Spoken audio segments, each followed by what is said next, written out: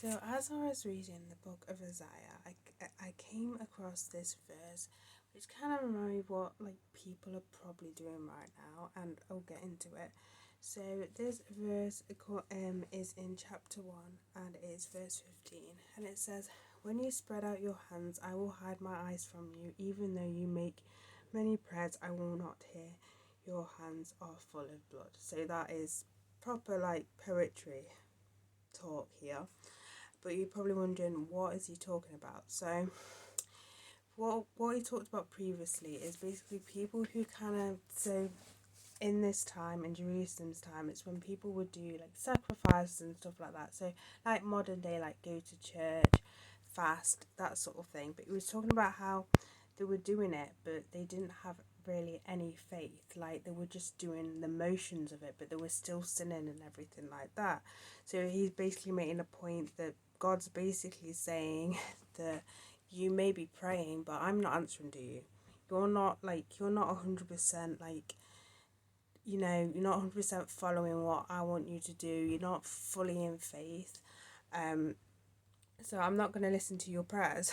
As I said, it basically says, I will hide my eyes from you. He's not acknowledging these people, and he's not hearing their prayers because he's basically saying your hands are full of blood. Basically, they're full of guilt. And well, I think this like fits with modern day, which I find that I feel like some people do just go through the motions of like going to like church. Either maybe you're just going because your family are going, but you're not fully kind of in it.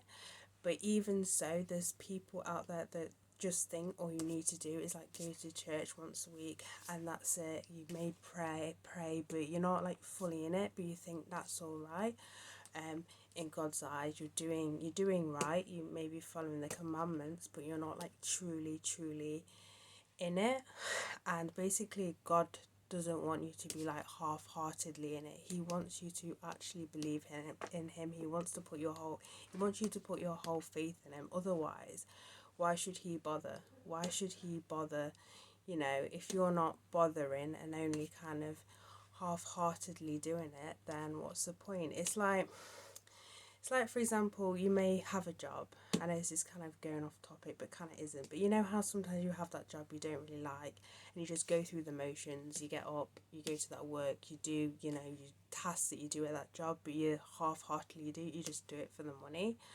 I feel that that's why some people may do it with faith. They may be like, I'm not really fully into it, but maybe if I just follow it, as long as I follow it, then I'm in the all clear. But that doesn't make you be in the all. That doesn't make you in the all. That doesn't make you in the all clear. And I always like to point back to Revelations. I can't remember what chapter it is, but where he basically says that he doesn't like lukewarm people. He doesn't like lukewarm people, and that's mentioned in Revelations. Like he spits out lukewarm people. He'd rather you either be fully in him or not in him at all.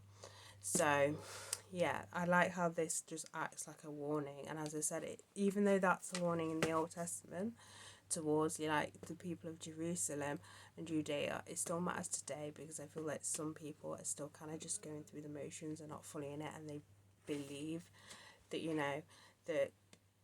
that they're kind of saved, and it's like there's other stuff that you need to do. It's not just about following like a ritual and stuff. It's all about you know actually putting your full heart and belief into God and into Jesus.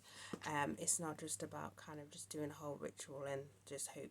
It kind of relates to. I don't know if you've heard. It's the first time I've actually heard of this, but there's like a prayer called the sinner's prayer, and basically every time you sin, you're supposed to say this prayer. But the problem with this prayer is people think that they can, once they sin, they just say this prayer, and it ends up becoming a circle where they're not like truly repent of what they're doing, because they keep sinning and they think it's okay to sin as long as they say this prayer.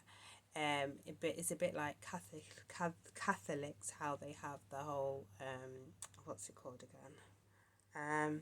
Confession thing, where it ends up becoming kind of a thing where it doesn't actually, it kind of goes through the motions. Like as I said, like the people in Jerusalem, they were still sinning, but they weren't fully repent. And I feel in this kind